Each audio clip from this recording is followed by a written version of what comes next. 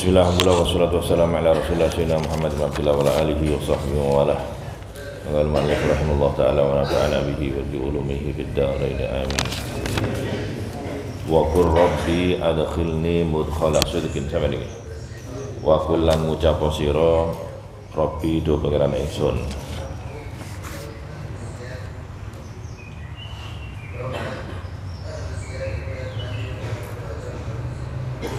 Adkhil mugi manjingaken tuan ing ingsun, manjingaken al Madinah ta ing kutha Madinah,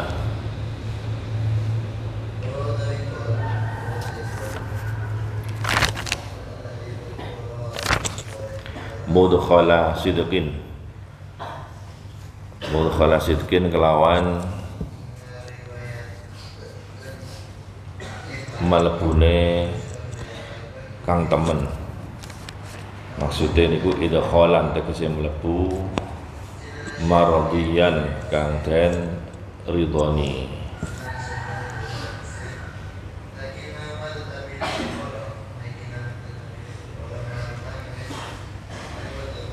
Idkhalan maradiyan la ara kang ora ningali ingsun fihi ing dalam idkhalan ma ing perkara akrahu kang sengit sapa ingsun ing ma.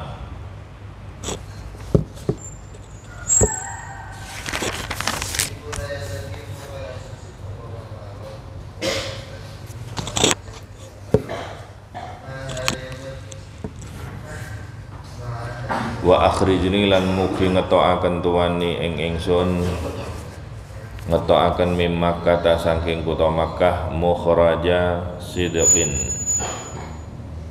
kelawan ngetokaken kang temen.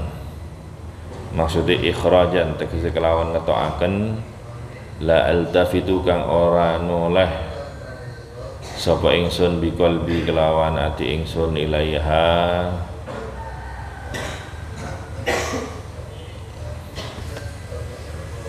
maring Makkah. Wa ja'alan mungkin datosaken tuan li maring ingsun min ladunka saking ngarsa sira datosaken sultanan ing kekuasaan, nasiron kang nulungi. Maksudnya kekuasaan, kuwatan tegese kekuatan, tang suru kang nulungi apa kuwahne, tang suru kang nulungi panjenengan, nulungi panjenengan ni ingsun biha kelawan kuwah, nulungi ala a'daika ing atase pira-pira mungsuh panjenengan. Wa kullan ngucapa sira inda duhulika ing dalem nalikane manjinge sira Makkata, duhulika Makkata ing kota Makkah. Isine ucapan ja'al haqq wa zahaqal batil, ja'a taqqa apa al haqqu haq perkara kang bener, al islamu nyatane agama Islam, wa zahaqalan lebur, wa zahaqalan buraqal batil kebatilan, batala tegese batal lebur, batal apa kufru kekufuran. Innal batila satemene agama kang batal iku kana ana apa batil iku zahuqan perkara kang den lebur, mutmahillan tegese perkara kang den lebur, zailan tur kang ilang. Wa qad dakhala lan teman-teman manjing sapa Kanjeng Nabi ha ing Madinah, ha ing Makkah nggih. Wa qad dakhala teman-teman manjing sapa Kanjeng Nabi ha ing Makkah, wa haulal baiti lan iku tetep ing dalam kiwa tengene Baitullah Ka'bah, salasu mi'atin utawi 300 wasituna lan swida apane sonaman braholone. Faja'ala mongko tumandang sapa Kanjeng Nabi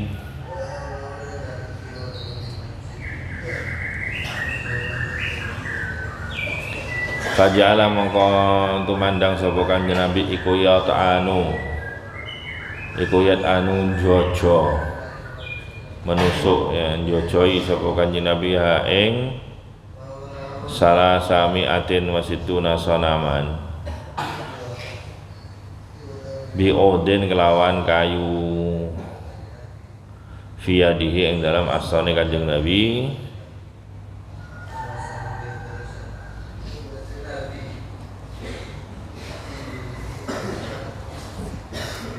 wa yaqulu lan hale dawuh sapa Kanjeng Nabi wa yaqulan hale dawuh sapa Kanjeng zalika ing mengkono-mengkono ja'al haq wa zaqal batil ja'al haq wa zaqal batil hatta sakotot singgo rubuh apa salah sumi'ah wasituna sonaman. Rawan mengatakan huing hadis sebagai Syekhani Bukhari Muslim, Imam Bukhari Muslim. Wa nunazzilu minal Qur'ani ma huwa shifaa'u wa rahmatul lil mu'minin ila akhirih sampun.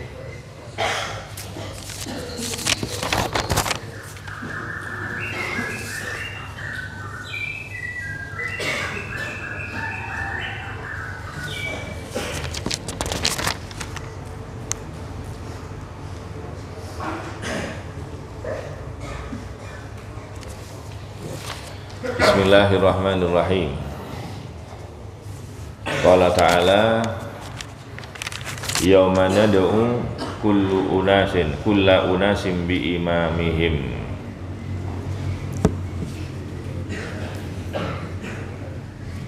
Ceritakanlah hari di mana pada hari itu nad'u kami memanggil kulla unasin setiap manusia bi imamihim dengan imam mereka. Jadi nanti di akhirat di padang mahsyar di absen satu persatu, disebut nama satu persatu orang bi imamim dengan imam mereka. Siapa imamnya? Nabiyihim, maksudnya dengan nabinya. Iki si fulan iki nabi ni sapa, fulan nabi ni sapa. Cara di kelas di absen sak ketua kelas, ketua kelompok gitu ya. Fayuqalu ya ummata fulan, maka dipanggil ummati fulan, ummati nabi iki dan seterusnya. Atau makna yang kedua imam, yang pertama dimaknai imam itu makna nabi, yang kedua adalah bi kitabi a'malihim. Maksudnya imam itu adalah kitab atau catatan amal masing-masing. Bisa catatan amal kebaikan ataupun kejelekan, sehingga dipanggil dengan nama ya sahibal khair, ya sahibas syarr, orang yang baik, orang yang jelek, bahwa yaumul qiyamah, hari itulah yang dimaksudkan adalah hari kiamat. Jadi pada hari kiamat nanti akan dipanggil dengan nama imam mereka. Yang dimaksud imam adalah para nabi mereka. Hei umat Nabi Ibrahim, hei umat Nabi Musa, umatnya Isa, dipanggil. Kemudian setelah dipanggil didom rapote catatan amal. Bahkan mereka yang tidak ikut nabi juga dipanggil dengan imamnya. Hei ya atba'a Namrud, pengikutnya Namrud, pengikutnya Fir'aun, pengikutnya ini itu dan seterusnya, dipanggil dengan pemimpin-pemimpin mereka.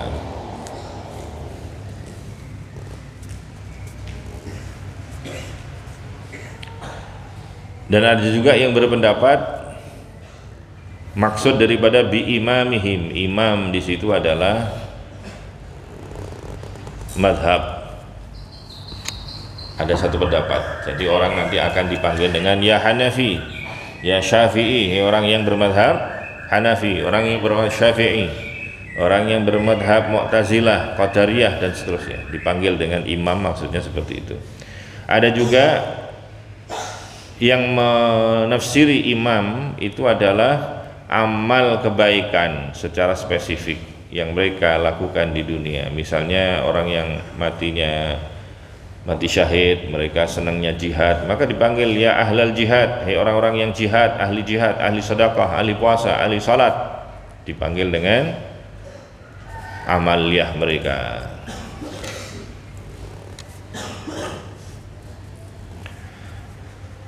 Tapi juga ada yang berpendapat bahwa imam di sini adalah ibu.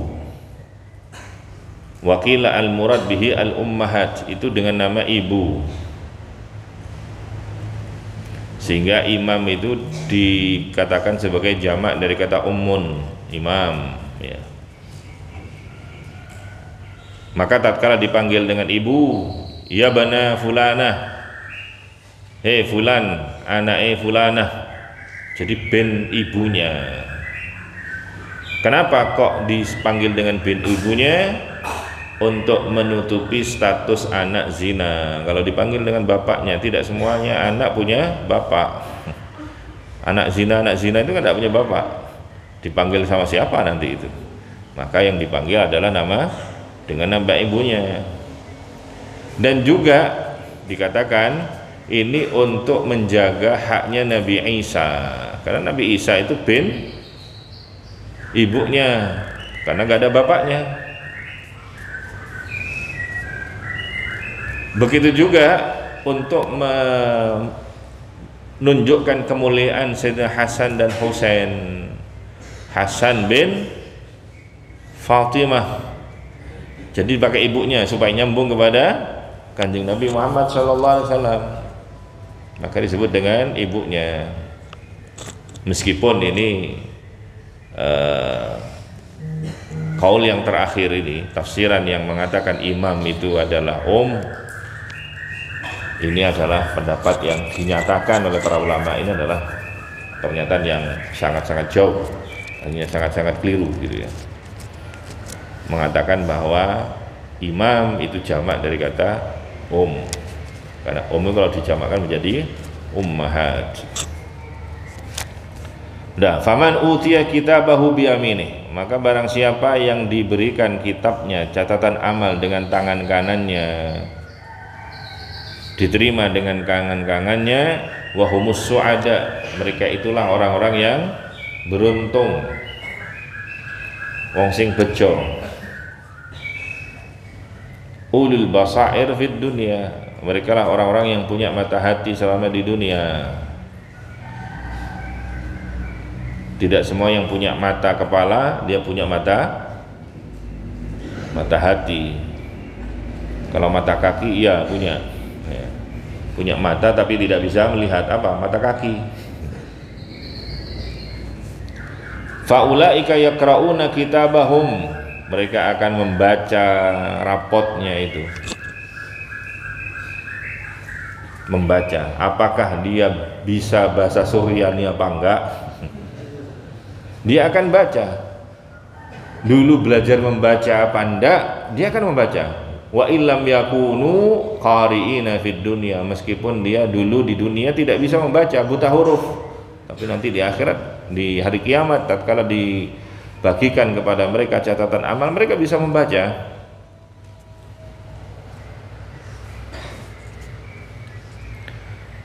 Dan setelah diperiksa, wala yuzlamuna fatila, sama sekali mereka tidak dizalimi sedikit pun, bahkan setipis atau sebesar kulitnya biji kacang itu kan ada kulitnya, kulit apa namanya, ini tipis itu. Artinya tidak akan seseorang itu dizalimi nilainya meskipun sedikit.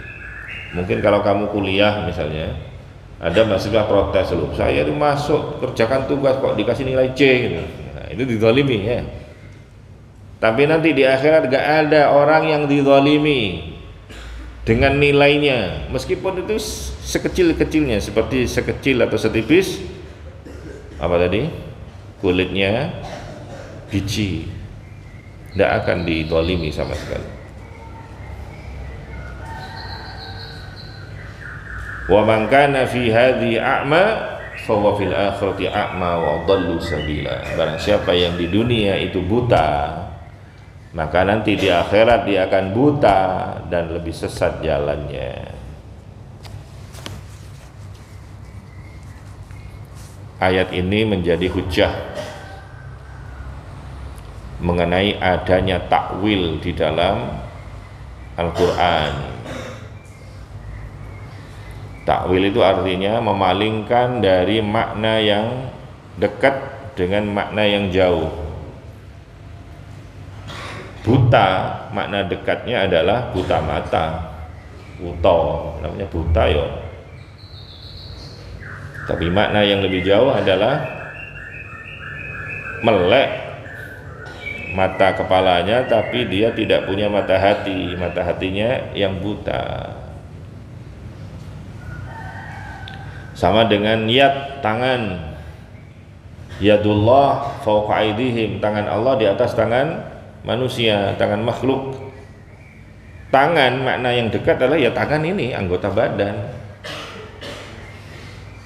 Tapi makna yang lebih jauh adalah kekuasaan, ya. Jadi makna seperti ini terjadi dalam Al-Quran, termasuk buktinya adalah ayat ini. Dulu ada ulama yang mengingkari bahwa di dalam Al-Quran itu tidak ada takwil. Jadi lek dimaknai tangan ya tangan, ya wis ngono. Ora apa dimaknai sing liya. Wuta ya wuta, ning wuta ya mripate sing wuta. Satu ketika ada golongan ulama yang anti takwil. Dia hafal Quran, tapi wuta tapi hafal Quran.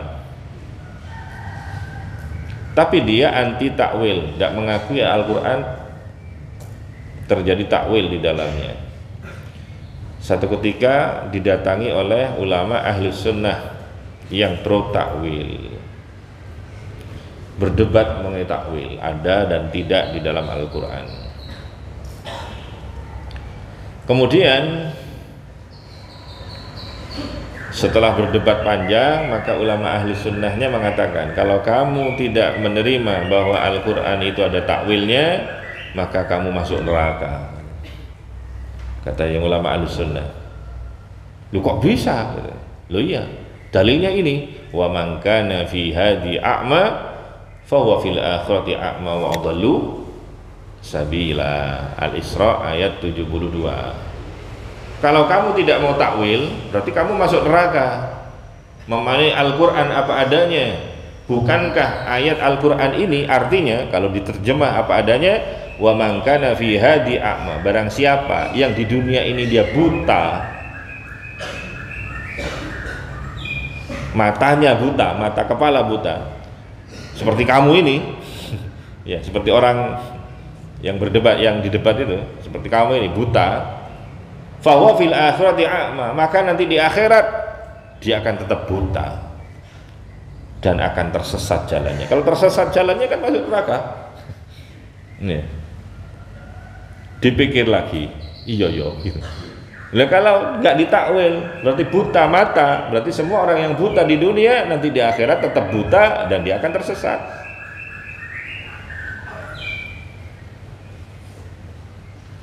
Maka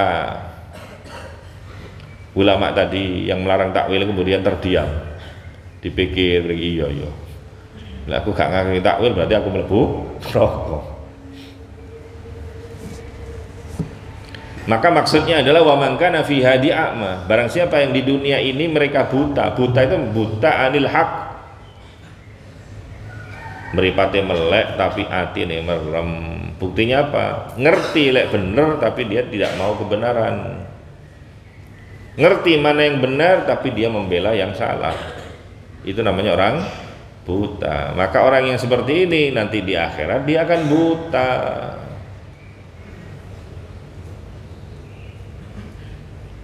Dan jalannya tersesat. Kalau tersesat di dunia bisa muter, tersesat jalannya mau ke Surabaya nyasar ke Sidoarjo, itu muter iso. Banyak putaran di tol itu ya, meskipun jauh. Tapi kalau di akhirat nggak ada putar balik, nyasar nang rokok, nggak bisa puter, ya wis nang rokok sudah, nggak bisa muter. Wa nazala fi Thaqifin wa qad sa'aluhu an yuharrima wadiyahum wa alahu alaihi. Ayat berikut ini turunnya berkenaan dengan satu kabilah namanya kabilah Thaqif. Kabilah Saqif ini adalah kabilah yang tinggal di Taif.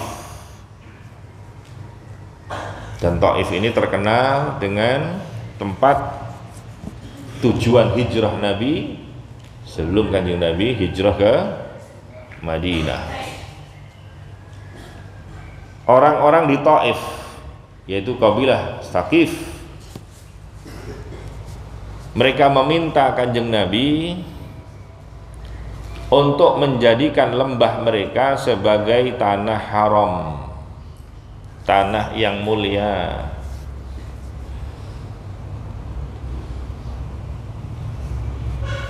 Sebagaimana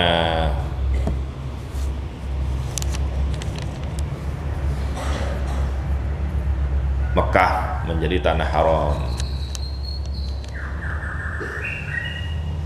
Madinah juga menjadi tanah haram, tanah yang mulia.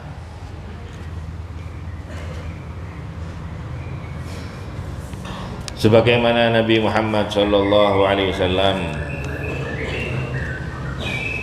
pernah meminta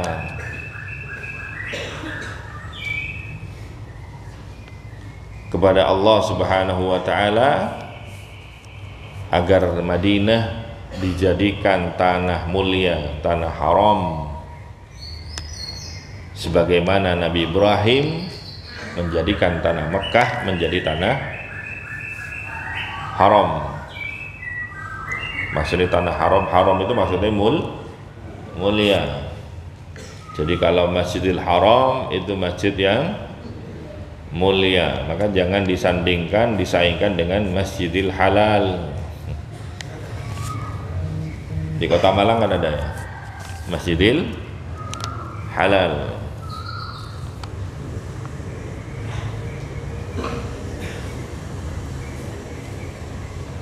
Masjid yang mulia. Tanah haram berarti tanah yang mulia. Masjidil Haram, masjid yang mulia. Ada orang pergi haji,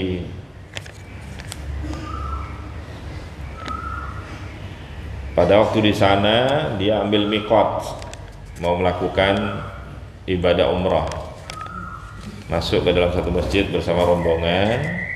Dia selesai terlebih dahulu, orang-orang sholat 2 rakaat, orang ini sudah selesai keluar dari masjid. Namanya orang Indonesia ya, banyak di antara mereka meskipun mereka haji umroh gowo rokok. Nek ngenteni kancane nyumet rokok. Bareng nyumet rokok ada orang teriak haram. Weden, waduh haram iki dilebokno gak sida rokok.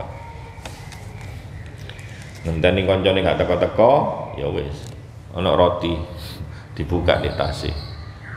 Mau dimakan haram. Dimasukkan waduh. Iki lek wong umroh, wong haji gak oleh mangan apa berarti. Tidak lama kemudian kiainya keluar dari masjid, rombongan yang mbak rombongan itu. Selama ini kemudian tanya, Pak Yai, di sini kok kabeh-kabeh haram? Aku kata rokokan haram, makan roti haram. Jadi kiai ini, siapa sih ngomong haram?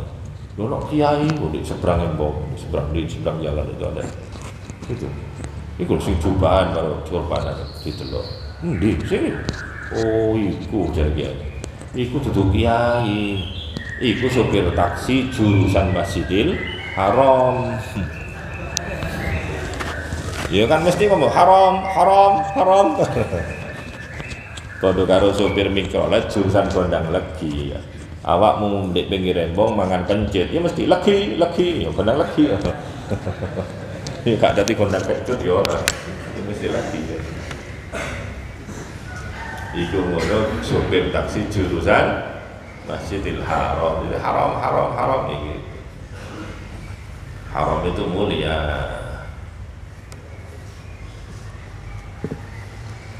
Maka tanah suci lah, mereka orang-orang yang di Taif itu meminta kepada Kanjeng Nabi agar lembah mereka pun juga dijadikan sebagai lembah yang mulia, sebagai tanah haram. Dan mereka terus merengek-rengek, terus bolak-balik minta kepada Kanjeng Nabi. Hampir-hampir Kanjeng Nabi mengabulkannya. Wa in kadu la yaftinunaka alladhi auhayna ilaika litaftari alaina ghairah.